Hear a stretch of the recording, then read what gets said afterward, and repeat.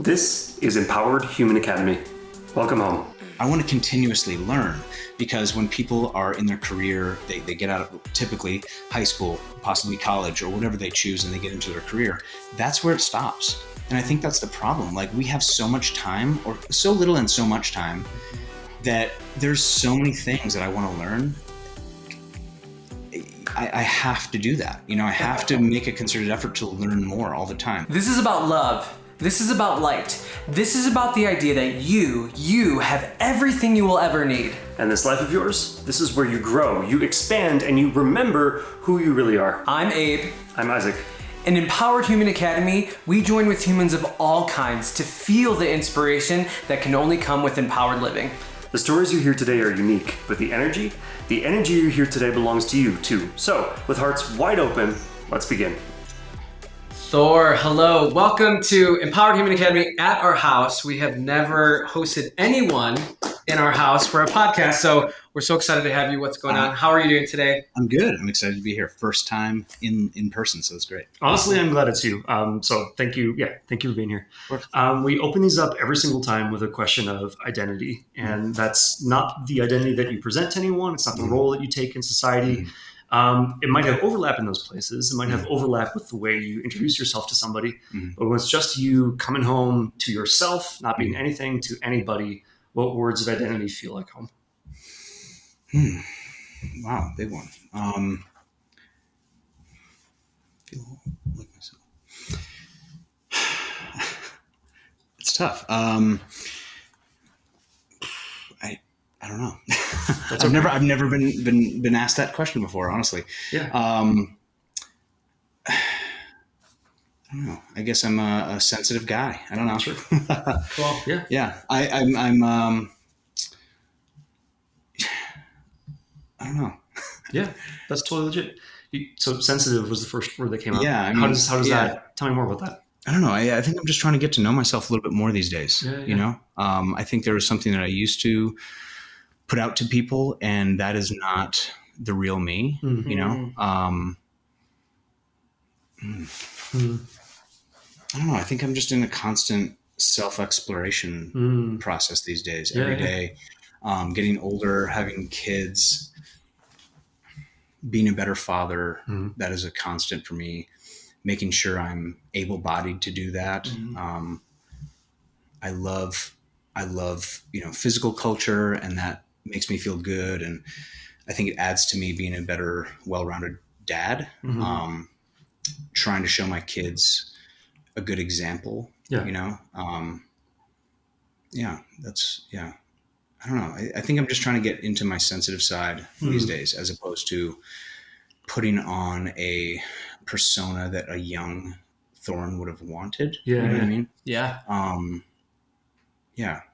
I don't know. And it's accepting that, I think. Like, trying to be okay with it, Society wants you to be a specific way. Sure. Or if you look a certain way, they want you to be a certain way, and that's just not me. I'm very much there's difference. There's like a little bit of a looking a specific way, feeling a certain way, acting a specific way, or acting your true self is what I'm after these days.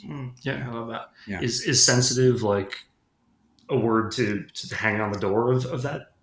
Like, does that represent what you're heading towards? No, it's just something that's come up recently, like with emotions, and sure. I like to experience those emotions because I'm capable of those emotions, and a lot of guys are not open to feeling, their emotions. Sadness, fear. I welcome that kind of thing. I want to feel those things. With whatever I'm doing, interacting with people. What I'm reading, music I'm listening to, it's important for me to feel those things. Yeah. So you were talking about in the beginning a little bit about like transitioning into this more authentic self. What were you like before that you aren't like now?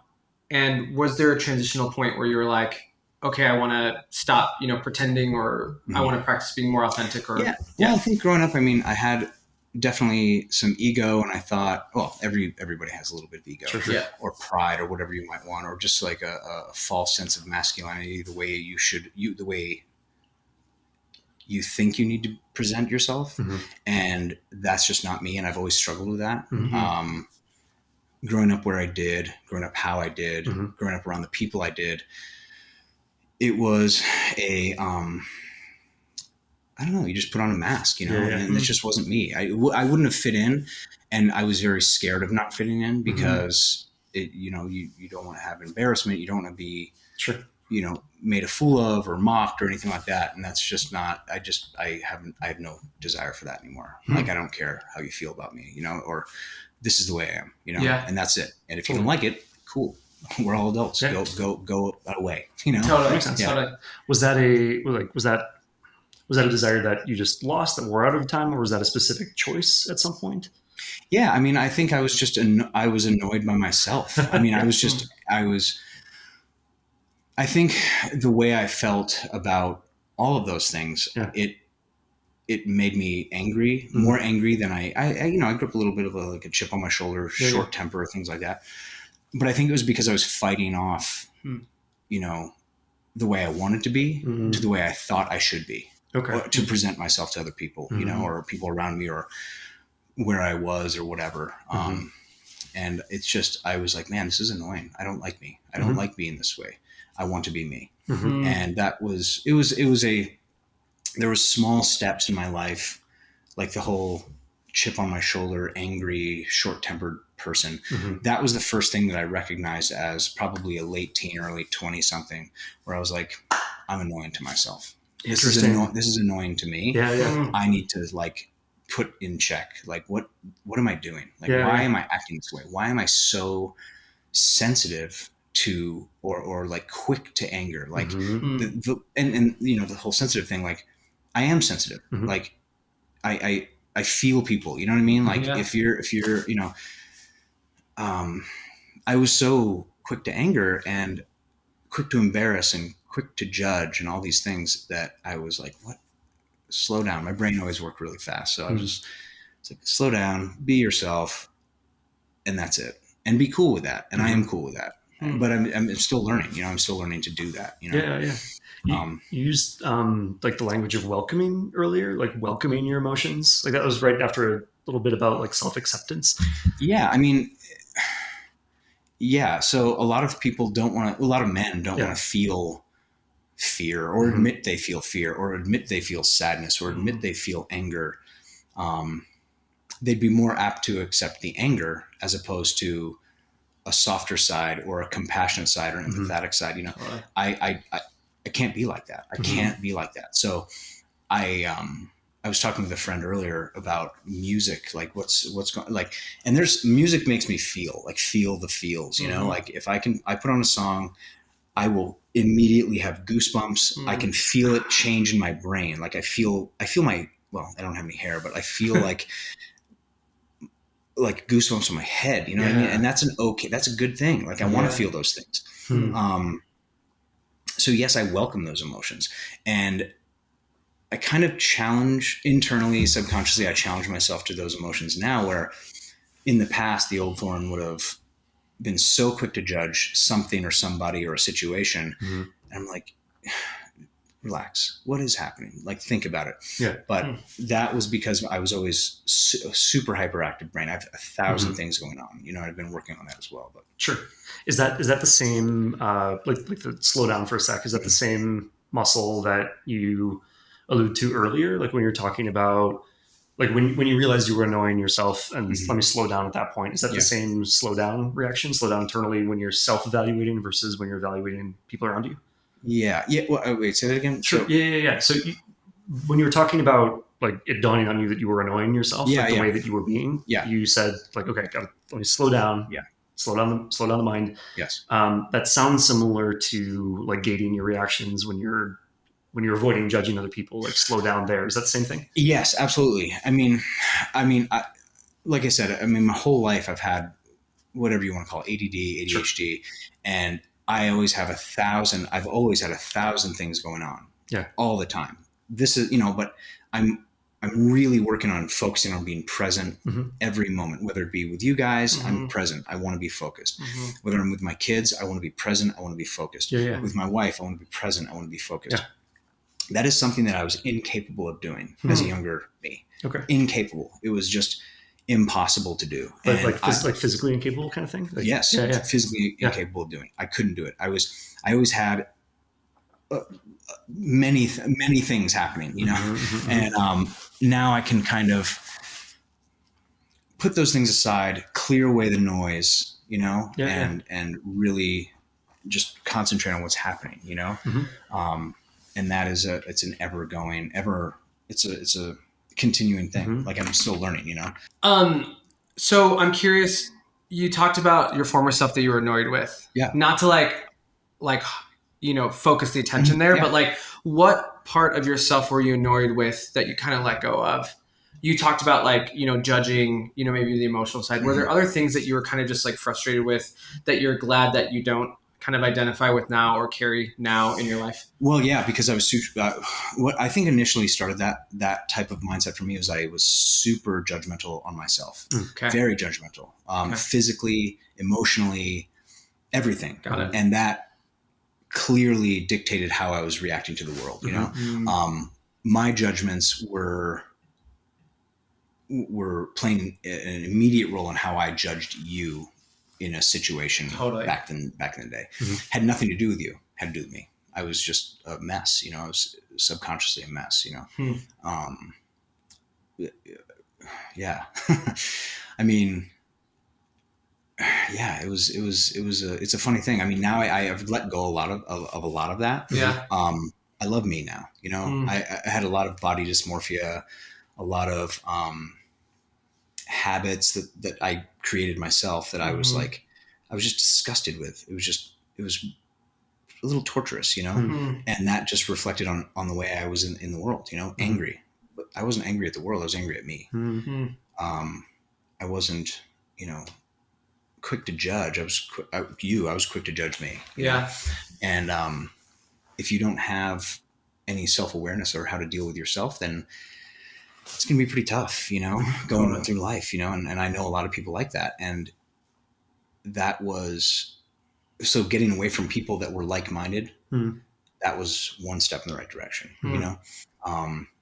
Pessimism, you know, just really pessimistic people, the woe is me, nothing's ever good. You got to get away from that negativity because you're only like the people that you surround yourself with. So if you're around a bunch of negative people, you're negative, you know. It's really hard. You just have to take yourself out of it, or choose different friends, or convince your friends that this is not a way to live. Like we're miserable, you know. Totally. So yeah. What have been some other components to your journey of self-love?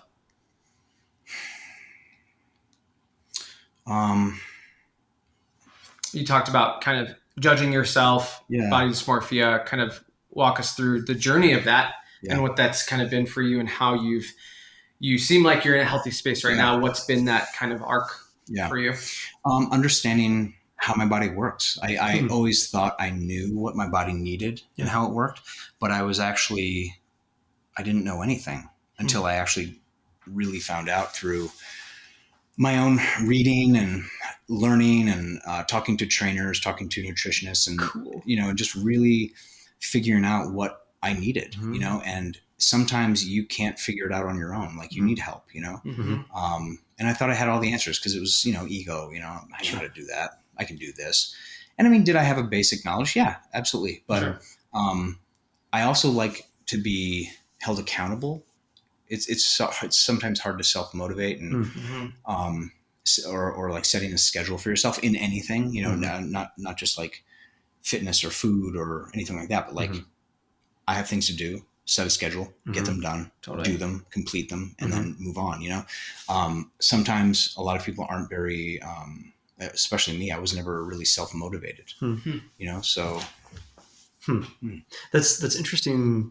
I want to understand that more because I hear a lot of like decisiveness in like from talking about like how you want to be a dad to like you're very clear about like I love myself now. I hear a lot of surety in what you're saying. And I'm curious about the like the self-motivation piece, because to me I feel like they'd be linked, but maybe they're not. How do you feel about self-motivation versus like intent, I suppose, or intentionality? Well, yeah, I mean, figuring out what your goals are, like what you want to accomplish out of whatever you're doing, set that goal and work towards that goal. I used to set lofty goals and I would miss all the middle, you know, because every grand goal you have will have steps along the way to achieve those goals. But I was skipping the whole middle part. I was just going to the end and I'm like, God, it's so overwhelming. I can't get there.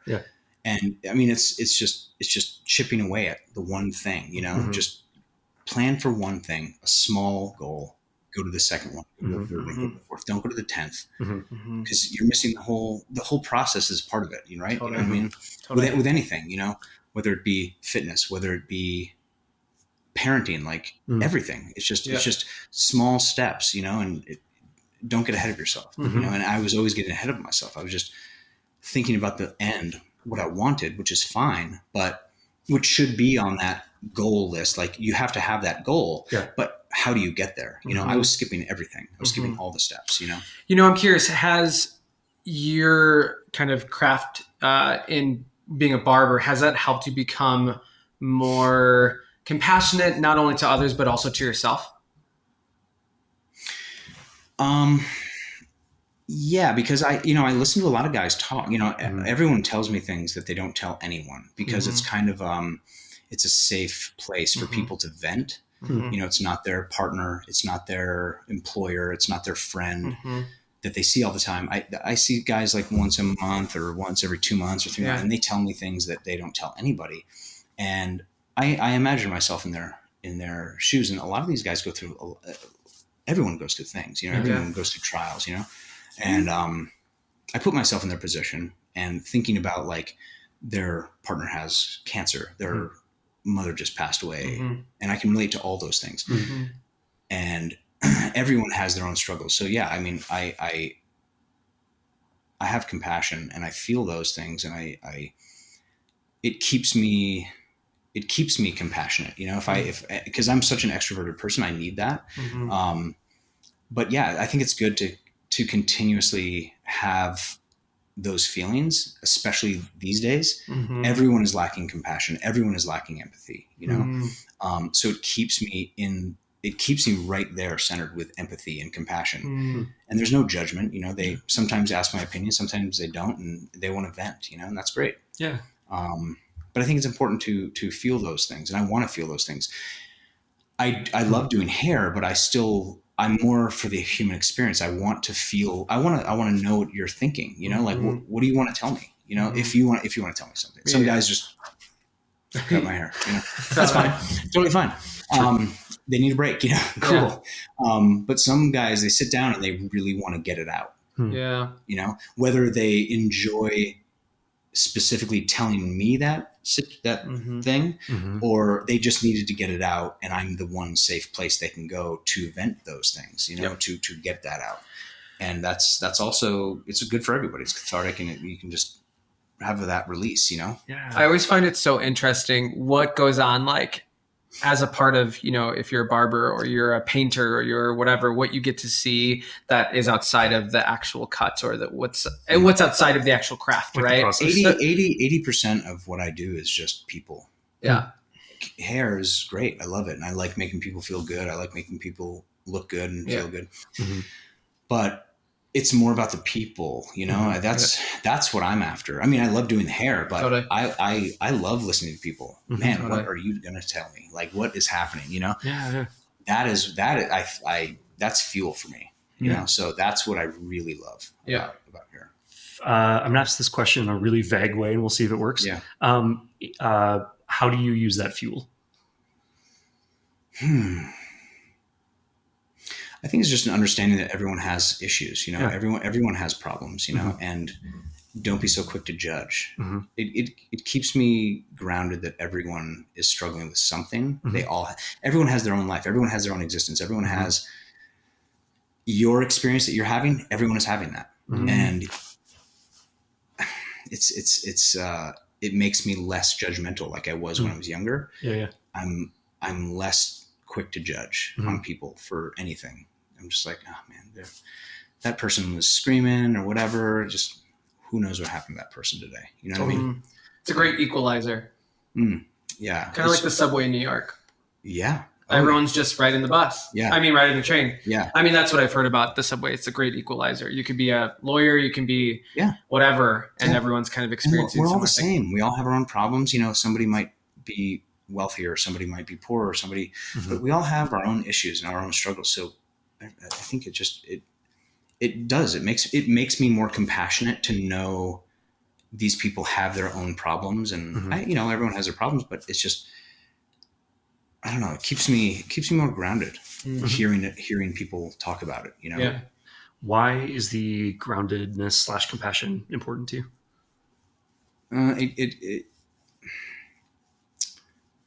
I just think it's an important way to be these days. I mean, everyone is lacking. The world seems to be lacking compassion, lacking empathy. So, let me ask it this way: like, to what end, right? Like, if we add groundedness and compassion to the whole mix, and this is in some sense kind of a dumb question, but I want to be explicit about this. Like, where does that path take us? Like, what happens if more people are doing what you're doing? Like, deliberately training in the compassion. Like, why does that matter? I think there would be less friction in the world. Less friction. Some people work in their office by themselves all day long, and can that be good to a degree? Yes, but you aren't having human interaction. So I don't know, if you just watch the news and you sit at home all day, then you start to form these opinions and start to, I don't know, put up a little bit of a shield or a little bit of an armor, but we're all here together. We're all here together. We all have to do the same thing, I don't know. I mean, it keeps me grounded, which is important because I know I have a job to do. I have to take care of my family, take care of my children, provide. And I don't know, it keeps me, especially there's stress everywhere. So I don't know, it keeps that as a constant reminder for me. And that's a good thing for me. Yeah. Yeah. That totally makes sense. Yeah. I don't know if there's a connection here, and I don't want to invent one if there isn't one.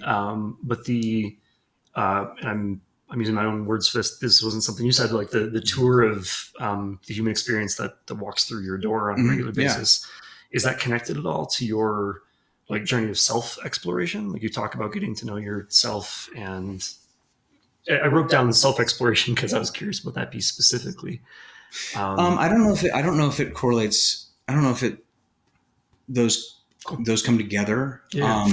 But I just know that the more I get into my own self-discovery and learning the way I work, it helps everything else, I don't know. It just helps everything else for me, I found. It makes life less stressful the more I learn about myself. How so? Well, it chips away at the things that I used to be really critical of, it makes it more smooth as opposed to rigid, as opposed to my life, and the more I learn, the less stress I have, because I always put on a lot of stress. I always used to put a lot of stress on myself. Yeah. And I don't need any more stress right now. Sure. Totally. I try to block all the stress. Yeah. What is it about learning that undoes the stress, unloads the stress? I'm not sure what words to use here. Well, that I don't think that has anything to do with the world necessarily right now. It's just for me. For you. I don't know. I think that there's untapped potential, and I think there's. I want to get to know. Like, I want to get to know me more. Yeah. I've struggled with kind of blocking me, and now I'm like, all right, what are we about? Like, what is this? What's happening? Ooh, yeah. Cool. How have you blocked yourself? Well, from my past, just because I didn't want to accept who I was. Yeah. Whether I'm more emotional and more sensitive than other people, and now I'm into it. Like, I want that. I want that, and I think.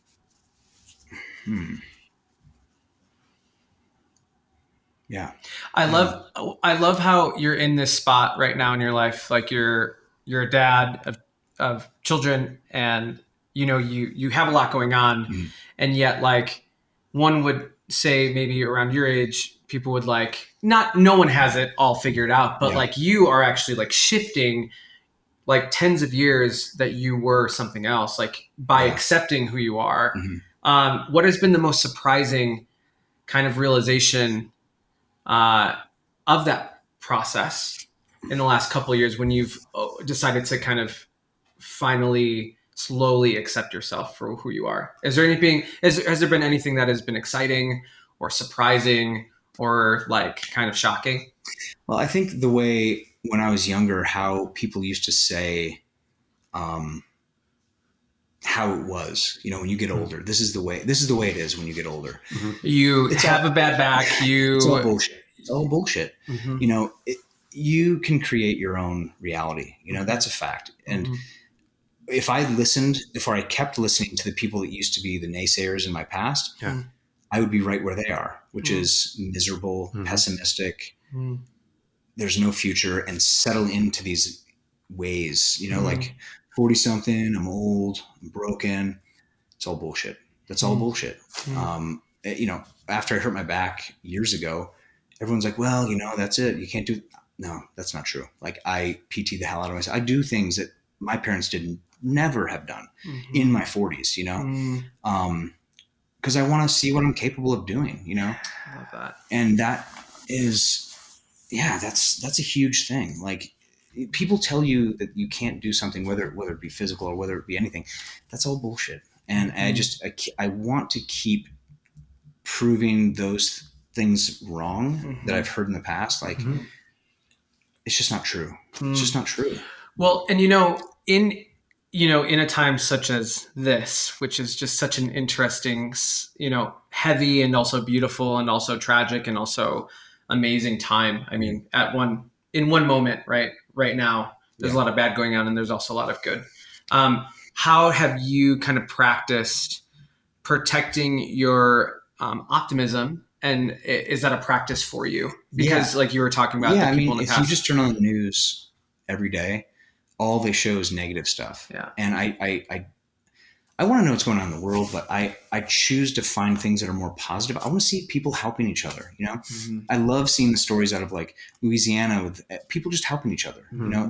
That doesn't get as much time as like the mayhem, murder, government, politics stuff. That is so.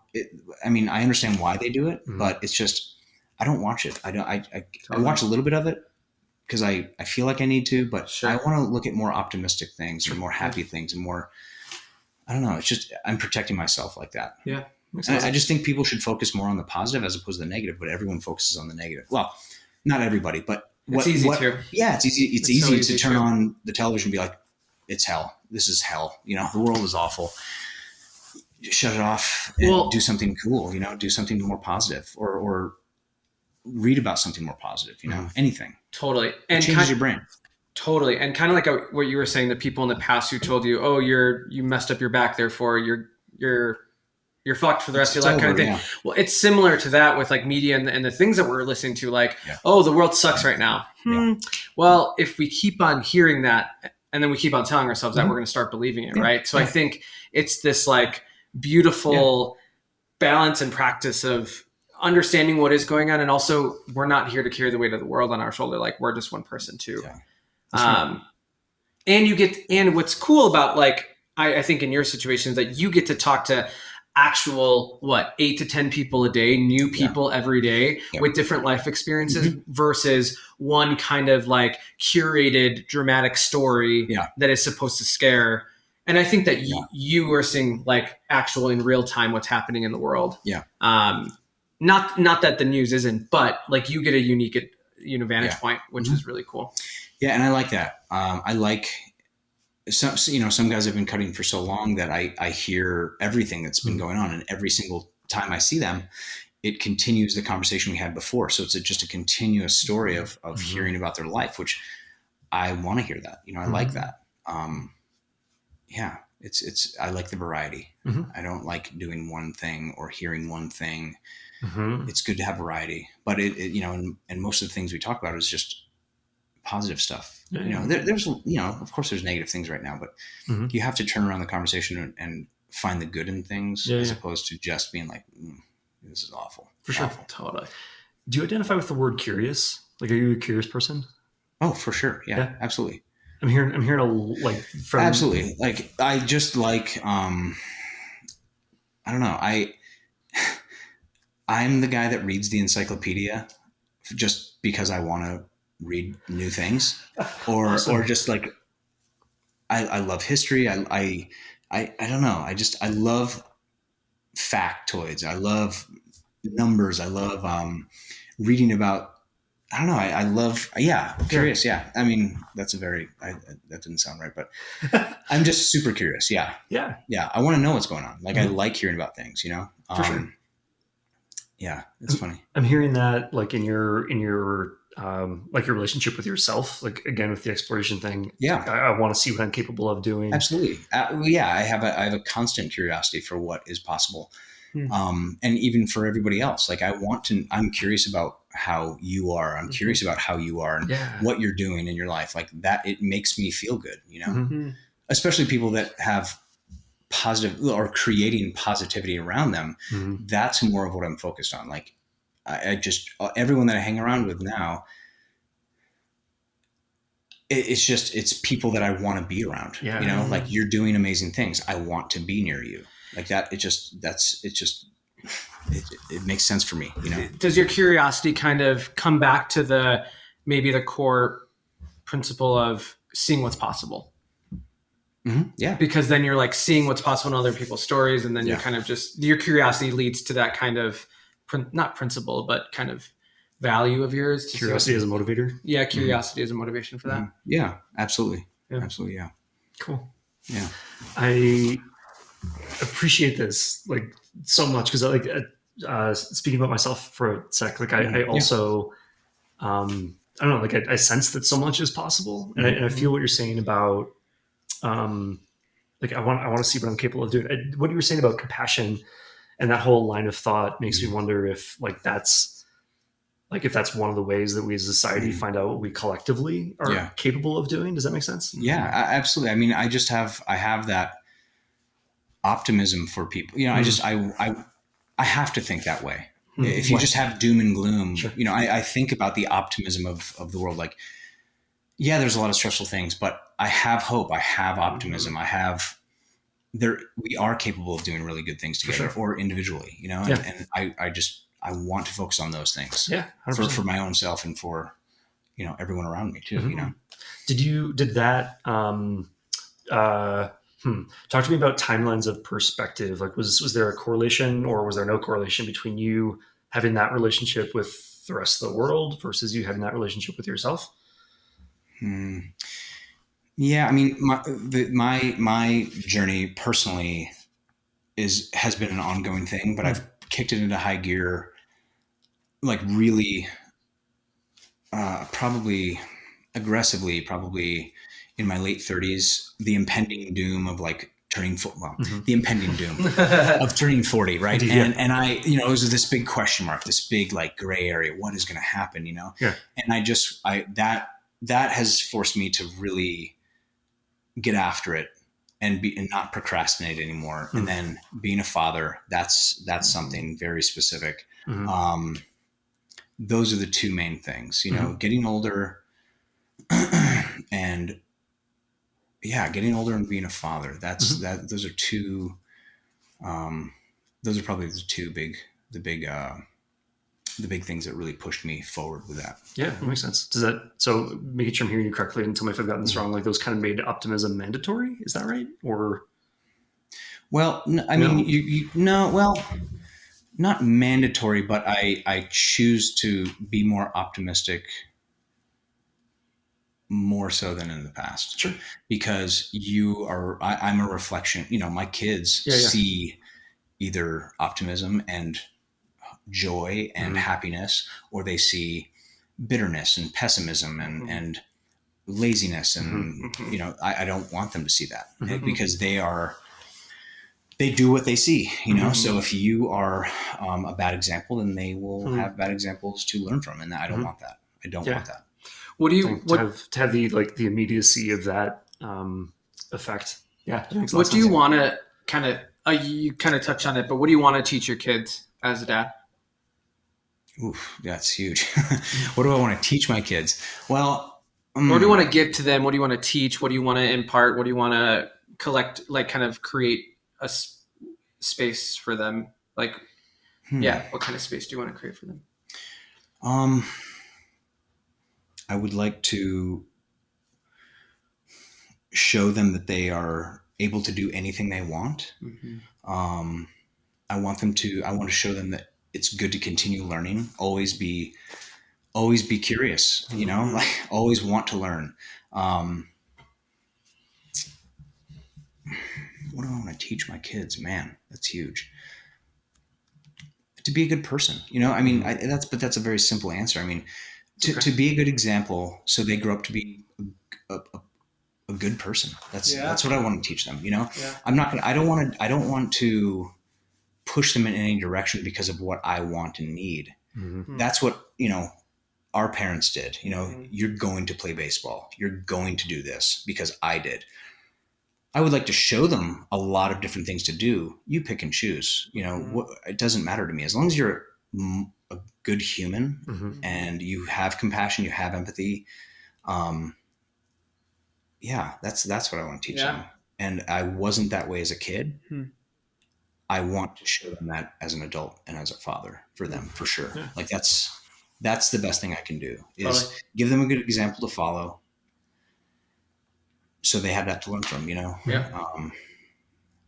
I guess I could get more articulate about it, but that's the truth of it. That's the truth of it. Just be a good example, be a good person. Yeah. Love that. Where did you, like, at what point and from where did you get the idea that like you also could do like whatever you elected to? I don't think I've actually heard you say that specifically. So let me turn that into a question also, like teaching your kids, you can do whatever there's a thing you want to do. Like, do you carry that yourself? And I mean, when I was younger, I was just, I don't know. I wasn't necessarily, I was kind of in my own way, I don't know.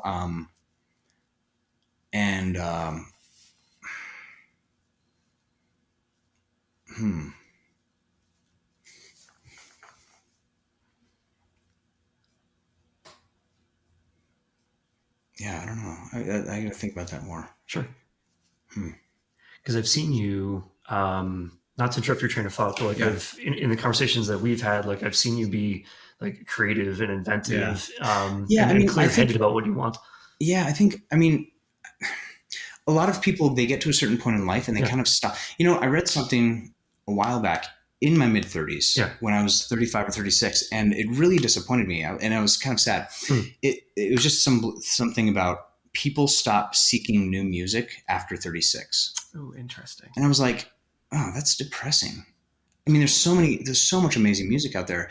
And that kind of made me think, I'm going to make a concerted effort to seek out new music out of my comfort zone or what I was, and then that kind of turned into, I want to continuously learn, because when people are in their career, they get out of typically high school, possibly college or whatever they choose, and they get into their career. That's where it stops. And I think that's the problem. Like, we have so much time, or so little and so much time, that there's so many things that I want to learn. I have to do that. I have to make a concerted effort to learn more all the time, reading new books, getting out of your comfort zone. Like my wife right now, she grew up in a Cuban family, but they didn't teach her Spanish. That was not a thing. We're Americans now. We speak English. And she is making a concerted effort to learn Spanish. Like every day she does a Spanish lesson. And it's just, we've kind of both adopted that. And I think it's important, because that's what kind of slows you down. Like if you're not learning anything new, that's also a rule I have with hair. If I'm not learning something new every day, I have to stop. I have to stop doing it. If I don't care about learning in the field anymore or what I'm doing, or if I just don't care about it anymore, you have to stop doing that. Whatever it is. I mean, so I think it's important. You just keep learning, keep moving forward, and keep giving yourself challenges.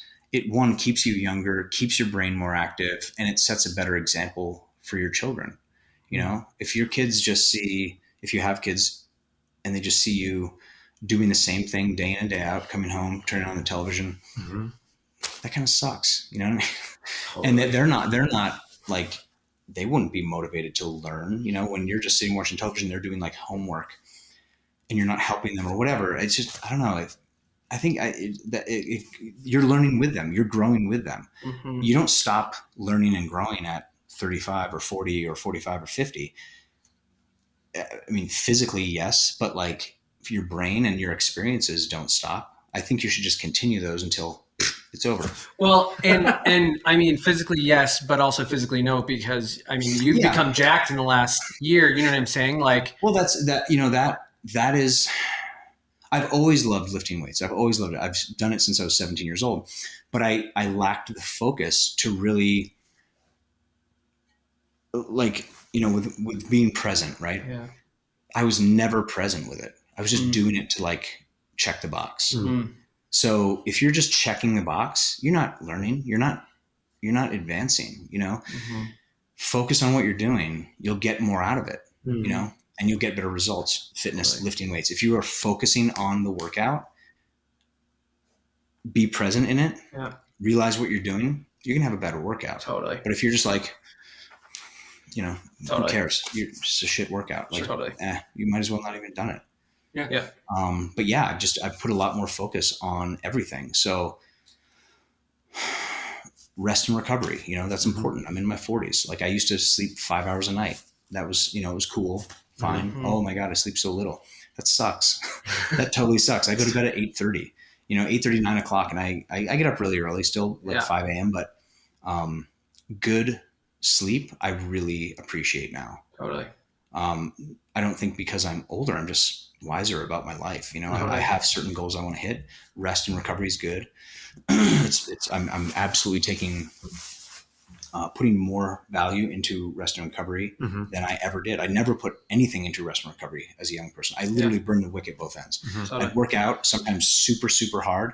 And then I'd stay up super late working, bartending, getting drunk. And then I'd sleep terribly, get up, go to the track, run 4 miles, probably throw up, no problem. And then I would just go back to work. Like, I got to work out it. I'm good.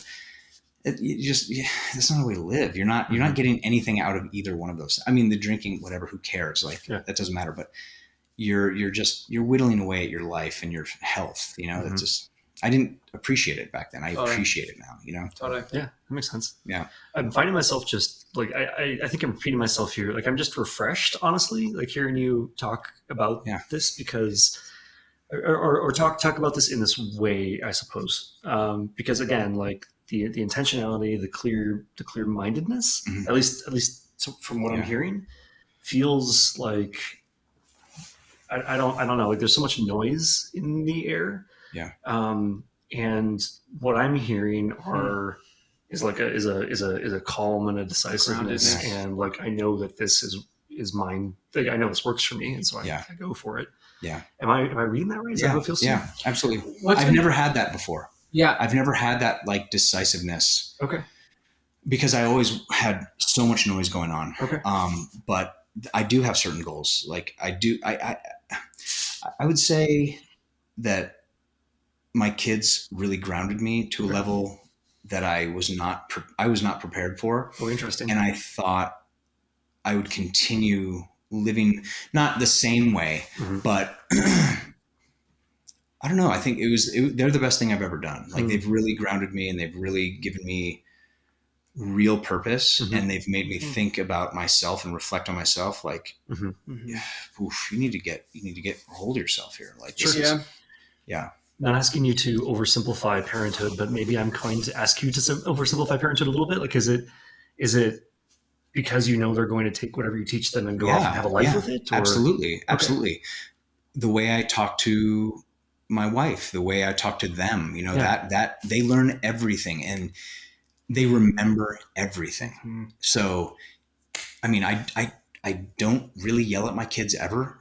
Communication is huge. Explaining the situation. Like, if I have to discipline them, I don't yell at them. I tell them, okay, you can't do that. That's dangerous. But I reassure them that I love them and this is why I'm telling you this. It's just, I never got that as a kid. So that communication is huge. I mean, just the reassurance, that I love them. That's a big deal. I want them to know that their dad loved them. I want them to grow up and think my dad loved me.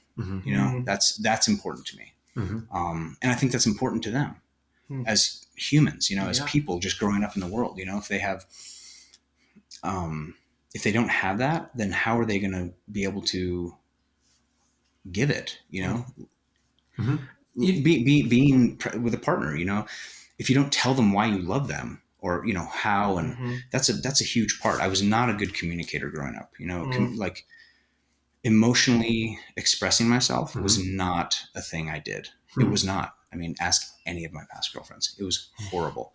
I mean, but internally I wanted to, but I didn't, because that's not how I grew up. Both my parents were not emotionally communicative at all, because of their parents and the way they parented. They're old school, like super old school, you cry, you're a coward, things like that. It's just, that's not the way to be. Sure. People cry. It's fine, and I want to break that. You know what I mean? When's the last time you cried?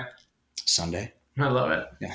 Love it. Not to belabor the point, but like what would you say empowers you, or from where does your empowerment come to break with what was handed you, right? Like if you grew up with that, like why? I mean, it's obvious why do something different, but many people will just propagate a pattern without thinking twice. Yeah. What enabled you to think twice? Think twice about, say it again now? Sure, totally. It's a lot. Totally. Simpler way to put it, what empowered you to break with tradition, I suppose? Again, having my kids. It's just because, you see you're going to be put in position and situations where you're going to think about how you were raised. Yeah. And I'm not saying my parents did a terrible job, but I'm just saying that when I was, I think about it, I'm like, I've been in that situation before. How did that go down for me? And I want to break that. I don't think that was the best. I don't think that was the best way to have dealt with that. I'm going to deal with it better. Even like, what's the thing that's been happening? So my daughter has been playing like an animal, and it's sometimes wildly obnoxious because she is only a cat all day. That's it. And I'm like, Rose, like we'll go outside to walk to the car. She's walking out there on all fours. And I'm like, Rose, please get up and walk to the car. It came to a point where it was happening so much. I was like, I have to look up why this is happening and see if this is normal. It's completely normal. Cool. It's completely normal. It's just, they are trying to experience life through a different set of eyes, like an animal, or a pet. Wow. And that is good. That's a good thing for the brain, to be creative and imagination. That's all good. So there are some times when you just need to walk like a human, and there's certain times that you can play like an animal, and that's great, and I mean, I think our parents would have been like, no, get up. This is embarrassing for them, Or they might have been scared of it. They didn't know how to deal with it. Of course, because they didn't take the time to learn about why those children were doing that. And I think that's where this generation, the younger generation, they have the means to look up and see why these behaviors are happening. Yeah. And it is easier for them to access that knowledge, but I think they care more about it because there's a clear separation and distinction between generations, and everyone has those, everyone thinks about and talks about those generations, right? Like my grandparents, my parents, and everyone is trying. I mean, I think, at least for me, is I'm trying to just be a better version of the generation prior, Totally. And I like that. I want to find out that knowledge. I want to learn how to be a better dad, Totally. And then you have to, if you don't know, I sometimes I would get frustrated in like, why don't I have the answer, But that's what leads me back to like, all right, slow down, relax. Yeah. There's nothing dangerous happening, just, find out, learn about it, it's important. And I think in the past, people just wouldn't learn. They were like, I'm right. Well, this is the way it is, this is what my father did. So I'm going to do it that way. Totally. When I came out to my dad, he was like, well, I don't know anything about this, but I want to learn so I can love you better. Mm-hmm. And I'm like, great, awesome. Yeah. I'm very lucky. You know what I mean? Yeah. This is the second time in this conversation that these two pieces have come up, like learn something, but also care about it. Like you were talking about the upcoming generation and how, I think you said they seem to care more. Was that right? That this generation seems to care more. Yeah. I think the younger people, as we, I think there's a true distinction between the generations of past and this generation, the generation below us and all that. I think there is more caring, and no matter what, the majority of all people are good, and some people have a bigger microphone so they can say negative things and they take up a lot of space, but I think in general, everyone is a little better at trying to learn and wanting to learn and be a better version of themselves. I don't know. That's my optimistic view of going forward, Yeah. Yeah. Totally. This feels super connected to what you were saying earlier about like whatever your own practice, like learn something new and then also be present in the learning, like not just checking the box, like absolutely, like actually learn it, actually reading, and that's, just reading something isn't necessarily going to make you learn it, but actually reading it, like really understand it. And for me, because my brain moves a million miles an hour, I have to read certain sentences a couple times over, or read the article a couple times, or read the chapter a couple more times, like over and over. But that's what you got to do. Yeah. I mean, just reading something, it's in and out. You know what I mean? For me, I mean, some things absolutely click, and there's a lot of memory to it. But if I'm just reading and reading and reading, or learning and learning and learning, you filter out the parts that you gravitate towards, and then you discard the rest, Yeah, totally makes sense. As we get closer to the end, I've got a question about your like internal mental process. Like you mentioned a couple of times, like your mind goes quickly. There's a lot of stuff happening.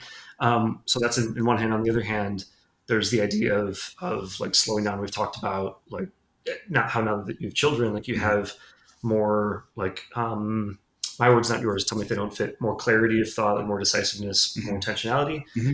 Please correct me if I'm wrong about that description, but I'm curious about those two pieces together, given that it sounds like these are both happening in your mind. Like, how does that, I don't know, how do you describe the rapidly moving mind coupled with the like clear thought? Like, I know what's going on. Well, it is a constant struggle for me. Okay. If I'm tired, it's going to be more difficult. Okay. But I have to be aware of it at all times, like buckling down and actually just focus. Like, what am I doing? But it's become easier as I practice it more, the more I practice, the better I get at it. And there are some times that I'm just like free flowing, whatever. I'm out for a walk and just whatever. Cool. But yeah, it is a constant, like, not battle, but it is something I have to do every day. I have to make a concerted effort to focus on tasks, get them done, and then I can worry about the rest, or even setting up a schedule, like a little bit of a regiment during the day. Like, what do I need to do? What do I need to accomplish today? And I can check the boxes every day or as the day goes on, whatever, whether they be mentally or actually written, it helps, Totally. What would you tell yourself? What kind of piece of advice or encouragement would you give to your 26 or 31-year-old self? Oof. Standing in your shoes right now.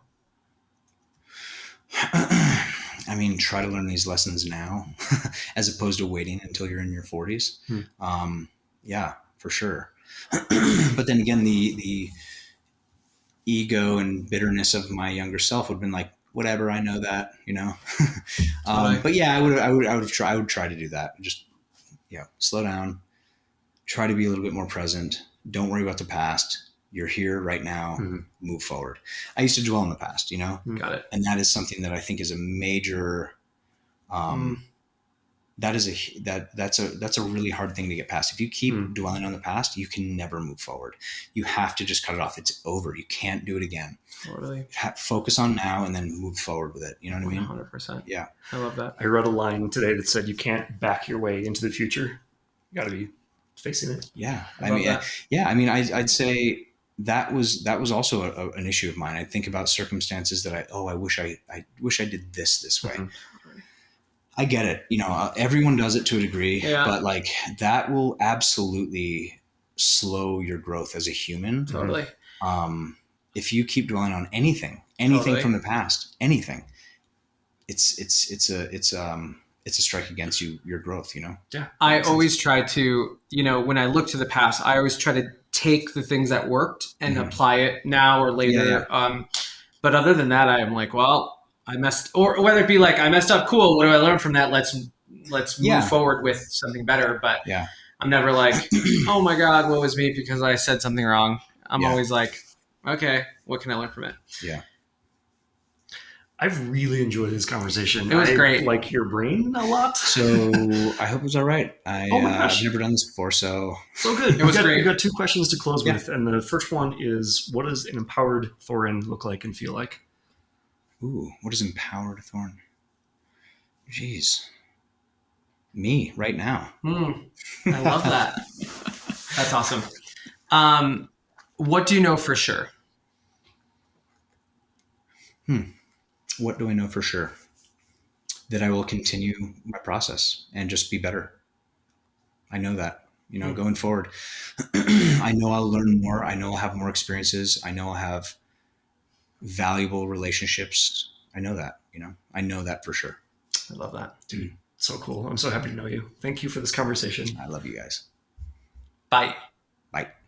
This podcast is the work of Lightward, our company, named for that toward the light direction which informs every single thing that we do, including money, which means, like everything else, the way we earn revenue is not based on industry norms. It's based on what feels deeply right and aligned by passing through the door that feels like it has more behind it, not less. And the way we keep this podcast going is all Lightward. It's pay what feels good.